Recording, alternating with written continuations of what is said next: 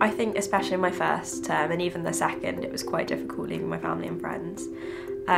Partly because I've never really spent that much time away from them, and Oxford can be really, really intense, and you find yourself missing kind of home comforts more than you would potentially if you were at somewhere less pressurised where you're not having to turn around massive quantities of work.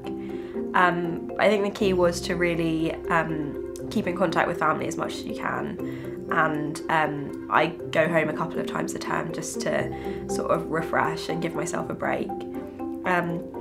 And also I think the key is to not missing home as much. For me was at least making sure you get really stuck in here. So once I found a community of friends that I knew would look out for me if I was feeling low, it wasn't as hard because I knew that even if I didn't have my parents or my friends from home, I'd have someone who would always be keeping an eye on me. I think it's kind of natural when you come to university to feel like you're going to drift away from people who you don't see as much. And I, especially because of the workload here and the amount of other things there are to do, found it quite hard to have time to even drop my friends a line every couple of weeks, just because everyone's so caught up and busy.